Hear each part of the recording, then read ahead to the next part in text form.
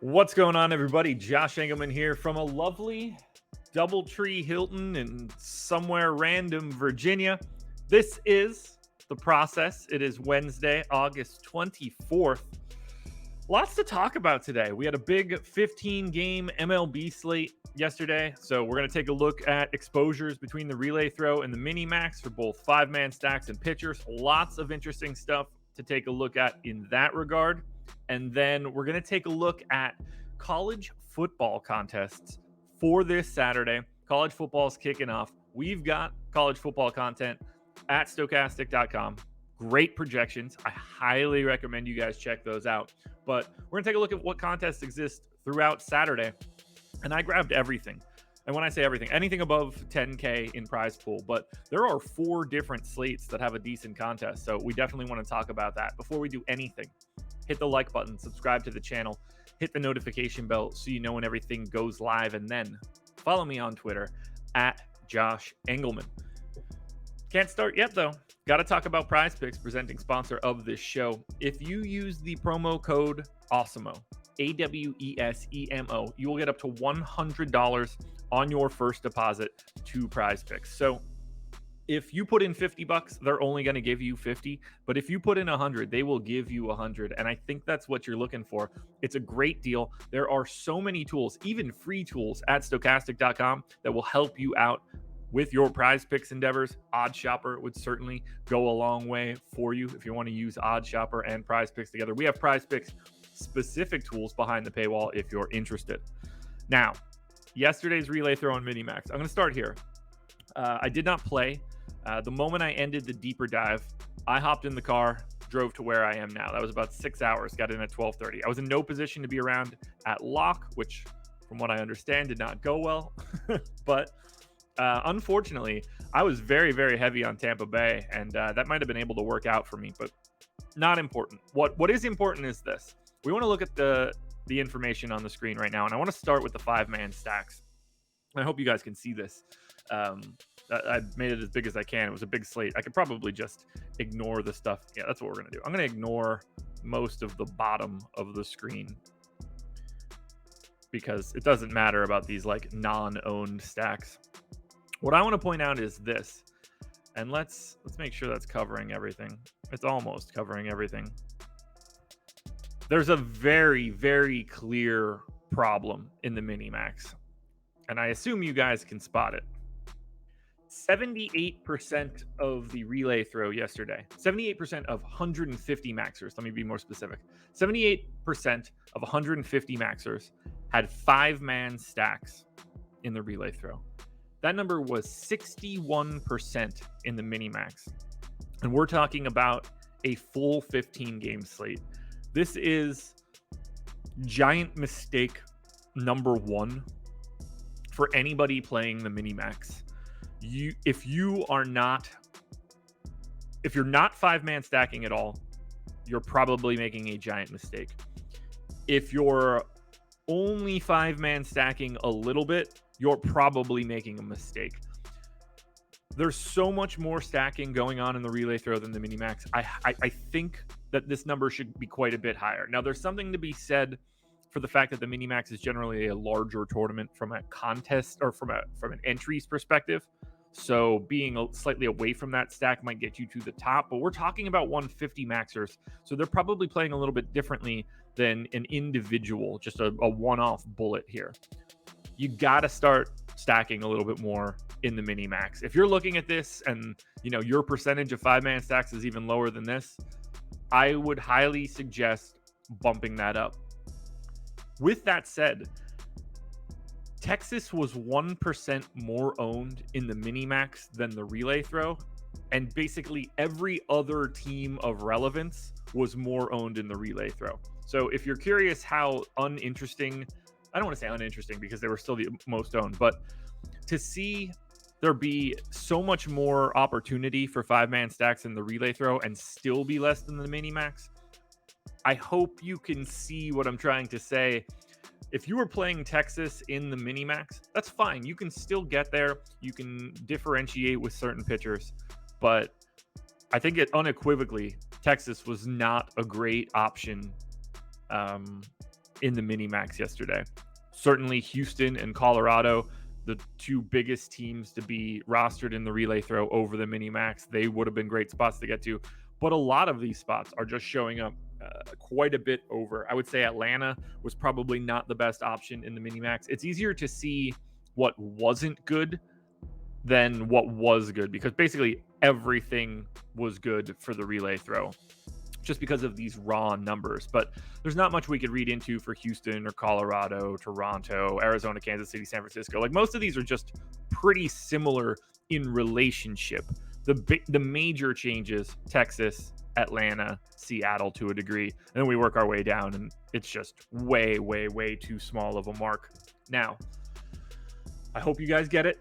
Play more if you're playing the mini max, play more 5-man stacks, and make sure you're doing this sort of exercise on a daily basis on your own, so that you can try to figure out, like, were you heavy on Texas in the mini max yesterday?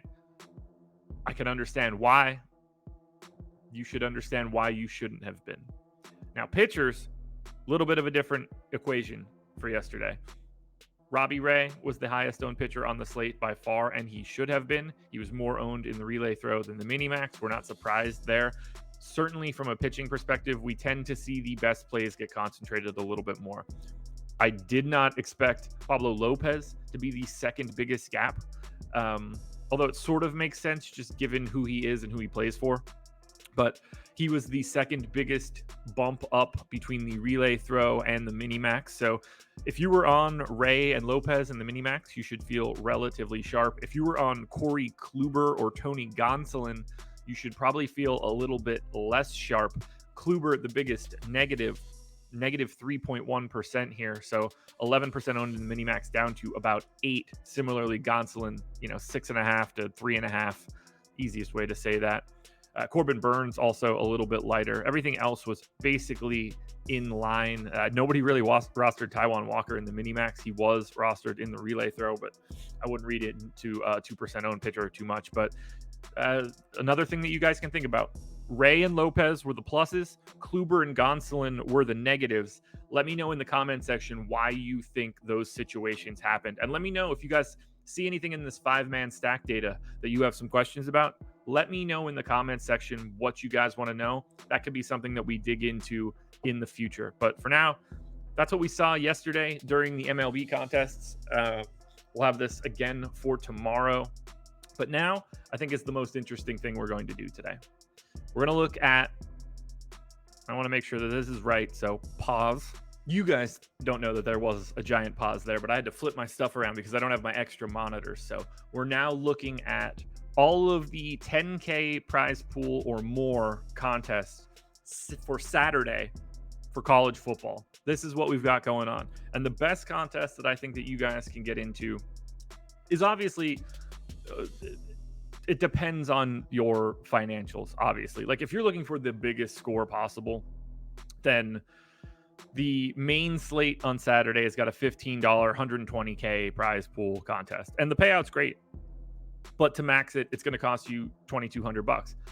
The best contest that I actually think that you can get into is a 2-game late night slate. It's called the Air Raid. $10 buy-in. There's 1,700 people in it. You can only put 52 entries in it, so it's $520 to max. Now, this is going to be pretty difficult competition because everyone that does max it is going to be putting in basically 3% of the entries in the tournament. That is, I want to make that smaller. There's no need for me to be showing that to 2 decimal places. That's craziness. There we go. Better. Everybody that maxes it is going to be getting like 3% of the entries to the contest. And there's going to be a couple people in there that are good. So be aware of what you're getting into here. But 50 times your buy-in for a random 1%er. If you get into that top 1%, you're looking at $500. Now, the top 1% is going to be top 18 in this contest. But if you get up there, you're in really good shape. And you get a little bit of a reduced rake down from the 15.9% that we normally see. Similarly, the slant, that's the night slate. So I think it's like 7 o'clock lock or something like that. We've got a $12 contest with a $30K prize pool. That's going to cost you about $1,000 to max. Similar payout structure, similar portion of entries. That Saturday return, the one with the huge prize pool, is like your standard issue, $2,200 to enter. Payout structure looks pretty good. It's a little bit softer than you would normally expect, just 1.5% of the entry fees. So I like it. I like pretty much everything that's going on for college football. And that's what I wanted to talk about a little bit, because I think these contests for the first Saturday are really good. You know, if you are a little bit more limited for the main slate, $6 red shirt, 58 entries is $348 to max. You're still getting a giant percentage of the contest. You're getting that slightly reduced rake, but 44 times your buy-in for your random 1%er. That seems pretty appealing to me. The flea flicker, like if you just wanted to go crazy and, you know, jam into the highest dollar contest, even if you just wanted to put a single bullet in here, there's only 200 entries. I don't think it's the craziest situation in the world. It's going to be the hardest contest that you're in for sure, but might be a fun sweat. I don't recommend it, but the payout structure and the reduced rake, like it all looks good. The contest that I think everybody should really be getting into, if we're going to be talking about this particular series, is going to be twofold. It's going to be the first down. I'm going to mark that quickly. And it's going to be the fourth down conversion. And that's going to give you $100 on the dot. The first down is a 20 max, dollar entry, about 12,000 entries, 10K prize pool. You're getting 36 times your buy-in if you make the top 1%, so top 119. Fourth down conversion is the same sort of contest, but it's a $4. There's only 4,500 entries, 15K prize pool. So it's $100 to get into both of them. You're going to play 40 lineups, you know, 20 if you only want to build 20, but you should play 40 unique lineups. Very similar payout structures. Should be relatively soft competition. I love the idea of getting in here. If you have any interest at all in college football from a DFS perspective, sign up at Stokastic and check out our college football projections, because I think we've got the best in the industry. And I'm not just saying that. I just simply know that we're spending more time than most would on college football because it's more of a niche model. Makajeski kills this. He bleeds college sports, and it shows in our data, and it is shown in the past. Take a look through the Stokastic Hall of Fame. College football, very, very good for us.